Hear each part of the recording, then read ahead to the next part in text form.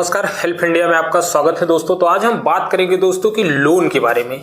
आज हम 2025 में एकदम ब्रेकिंग न्यूज लेके आ रहे हैं कि लोन को कैसे माफ किया जा सकता है। दोस्तों बहुत लोगों का कॉल आता है कि सर लोन कैसे माफ होगा, लोन के बारे में कैसे डिटेल। तो आज इस वीडियो में बने रहिएगा, मैं लोन के बारे में एकदम डिटेल में चर्चा करूंगा कि लोन माफ कैसे होता है, लोन का प्रोसेस कैसे होता है, लोन को नोटिस बनाकर अगर लोन डिफॉल्ट हुआ उसके बाद लोन का प्रोसेस कब तक चलता है, कब तक ये सेटलमेंट होता है, कब तक हमको रिकवरी एजेंट परेशान करते हैं, कब तक हमको बैंक से कॉल आता है, कब तक नोटिसों का जवाब देना होता है। तो दोस्तों इस वीडियो में बने रहिएगा अंत तक और वीडियो को बहुत कुछ समझ में आएगा। दोस्तों अगर वीडियो अच्छा लगे तो लाइक शेयर सब्सक्राइब जरूर कर दिया करिए। दोस्तों एक क्लाइंट का फोन आया कि 40,000 का लोन है, नहीं भर पा रहा हूँ। हम 40,000 के लोन लिए थे और नहीं भर पा रहा हूँ, बैंक हमारी सिविल खराब करने के पक्ष में आ गई है, वो सिविल हमारा खराब हो जाएगा सर, और मैं लोन भविष्य में कभी ले नहीं पाऊंगा और बैंक से डिफॉल्टर हो जाऊंगा।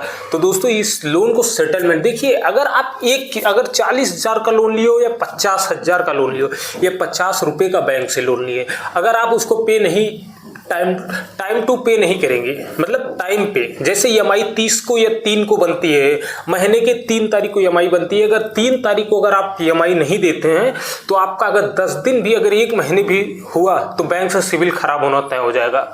तो ये जान लीजिए, अगर लोन लिए हैं चाहे 50 रुपये का भी लोन लिए, लोन कभी माफ नहीं होता है, इस चीज को जान लीजिए। चाहे बैंक से 50 रुपये का भी लोन लिए हैं तो कभी माफ नहीं होता है, सेटलमेंट होता है। तो सेटलमेंट होता है तो उसमें सिविल पे प्रभाव पड़ता है, सिविल खराब हो जाएगा, भविष्य में कभी आपको बैंक लोन नहीं देगी। अगर लोन लिए हैं, लोन को ये तो भरते रहिए आप, अगर ये पैसे हैं तो लोन को भरते रहिए ताकि आपका सिविल बचा रहे। महीने के जितने भी ईएमआई है उसमें एक भी आपको डिफॉल्ट नहीं हो रहा है। अगर डिफॉल्ट हो गया, अगर जैसे ये 2 ईएमआई हम बीक करके फिर तीसरे चौथे ईएमआई को हम सोचेंगे कि नहीं हम अगले महीने में भर देंगे, तो ऐसे भरेंगे तो आपका सिविल खराब होना तय हो गया है और जो भी पैसा जाएगा वो भी पेनाल्टी जुर्माना में चला जाएगा। अगर एनपीए होने के बाद भी अगर पैसा आप भर भी रहे तो पैसा आपको उसमें प्रिंसिपल अमाउंट पे नहीं काउंट होगा, वो आपके पेनाल्टी जुर्माने में जा रहा है, पेनाल्टी जुर्माने में वो पैसा चला जाएगा। इसलिए कहते हैं अगर आप ईएमआई लिए हैं, अगर जैसे बैंक से अगर आप लोन लिए हैं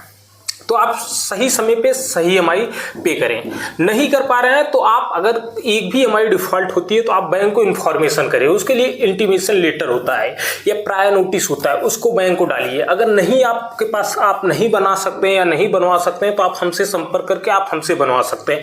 हमारा नंबर डिस्क्रिप्शन में अब मिल जाता है, आप डिस्क्रिप्शन में जाएंगे तो वहाँ पे हमारा नंबर मिल जाएगा, आप वहाँ पे व्हाट्सएप पे हाई लिख के भेज के आप बनवा सकते हैं।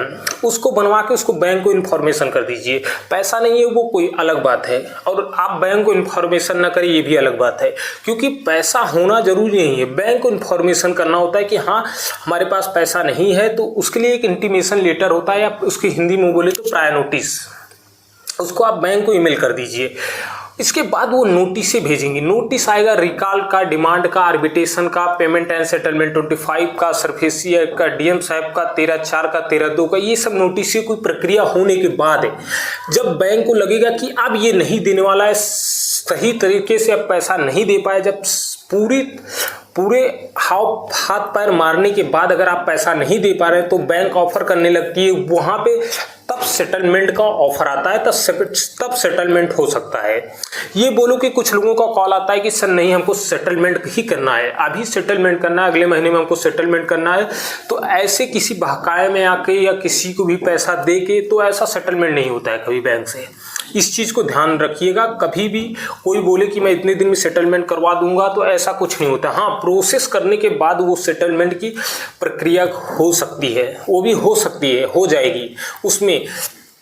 तो इस चीज को बोले, अगर आप लोन भर रहे हैं तो सही टाइम से भरें, भर रहे हैं तो उसको भर दीजिए। मैंने हर वीडियो में बोल रखा है, अगर आपके पास पैसे हैं तो उनका पैसा वापस कर दीजिए, अगर नहीं है तो उस कंडीशन में हो सकता है। मेरा मल्टीपल लोन, अगर मान लीजिए किसी का मल्टीपल लोन 40,000 का लोन है और मल्टीपल लोन है, तो भी देखिए पहली ईएमआई जैसे डिफॉल्ट होती है तो ईएसएम में चला जाता है, दूसरी ईएमआई डिफॉल्ट होती है तो ईएसएम 2 में चला जाता है, जब तीसरी होती है एनपीए में चला जाता है। एनपीए का मतलब होता है नॉन परफॉर्मिंग एसेट, जिस पैसे से बैंक को लाभ नहीं हो रहा वही खाता एनपीए में चला जाता है। और एनपीए में जाने के बाद अगर आप फिर भी पैसा भर रहे हैं तो इसका मतलब है वो पेनाल्टी जुर्माना में पैसा जा रहा है। तो इस चीज़ को ध्यान दें कि अगर पैसा है तो इनका पैसा दे दें, नहीं है तो उस कंडीशन में आपको सेटलमेंट के लिए प्रक्रिया करनी पड़ती है। उसके लिए आर्बिट्रेशन का, रिकॉल का, डिमांड का, पेमेंट एंड सेटलमेंट 25 का, सरफेसी एक्ट का, ये सब नोटिसों का जवाब देंगे। उसके बाद बैंक ऑफर करती है। और कुछ लोगों का होता है कि दोस्तों, कुछ लोगों का कॉल होता है कि सर मैं बात हत्या कर लूँगा, रिकवरी एजेंट से इतना डरवा दिए, इतना धमका दिए। तो हम बार बार अपने हर वीडियो में बता रखे हैं कि अगर आप इन रिकवरी एजेंट से डरते हैं, ये अगर डरो का आता है कॉल कि सर मैं आप रिकवरी एजेंट से मैं डरवा दिए हैं, मैं डर गया हूँ, वो रिकवरी एजेंट हमको इतना परेशान कर दिए कि हमारे मान सम्मान इज्जत को खराब कर रहे हैं। तो मैंने हर वीडियो में बोल रखा है कि मैंने एक वीडियो बनाया है जिसपे आप RBI के गाइडलाइन पे जाके आप कंप्लेन कर सकते हैं इनके अगेंस्ट। अगर वो आपके साथ बदतमीजी करते हैं, आपके साथ गाली गलौज करते हैं या किसी भी प्रकार के बदतमीजी करते हैं, आपको धमकाते हैं, डरवाते हैं, तो आप उनके अगेंस्ट उनका वीडियो बना के रिकॉर्डिंग करके आप उनके अगेंस्ट कंप्लेन कर सकते हैं।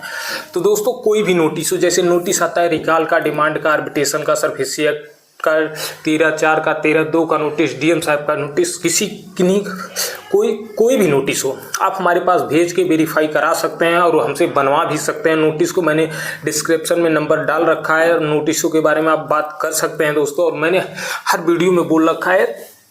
तो आपको अगर जो आत्महत्या के बारे में सोचते हैं तो ये गलत है।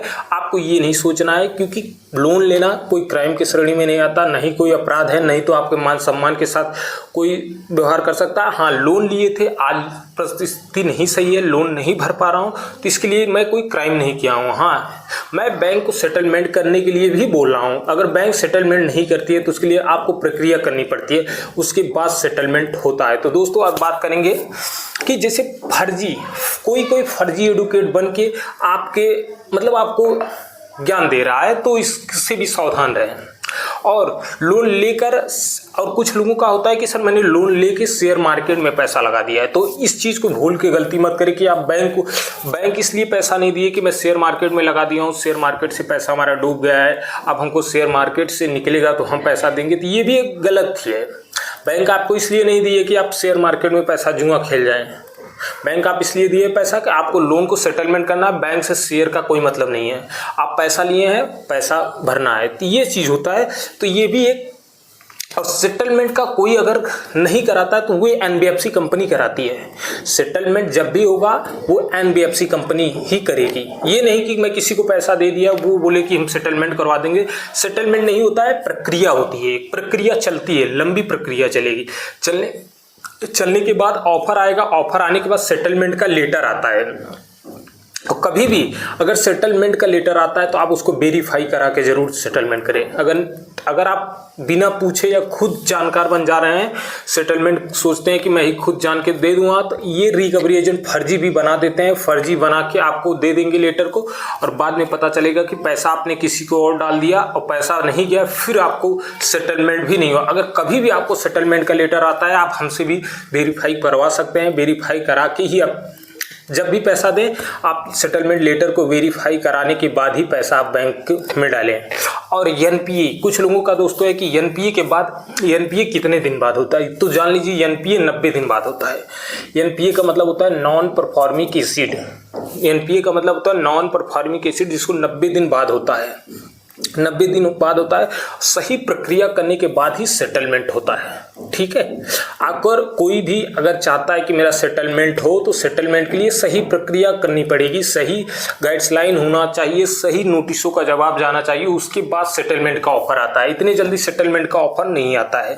ठीक, अगर कोई कॉल करते हैं कि सर हमारा सेटलमेंट करवा दीजिए, तो सेटलमेंट ऐसे नहीं होता है। ठीक, सेटलमेंट के लिए एक प्रक्रिया होती है, प्रक्रिया चलेगी, उसके बाद ही उसमें भी कंडीशन होता है, कुछ कंडीशन होने के बाद ही होता है। ऐसे नहीं कि आया, अगर सेटलमेंट करवाना चाहते हैं, अगर कोई भी बैंक से अगर लोन लिया है, अगर डिफ़ॉल्ट करके अगर नहीं दे पा रहा है, तो अगर सेटलमेंट करवाना चाहता है तो उसके लिए सबसे पहले उसको प्रायर नोटिस डालिए, इंटीमेशन लेटर डालिए बैंक को।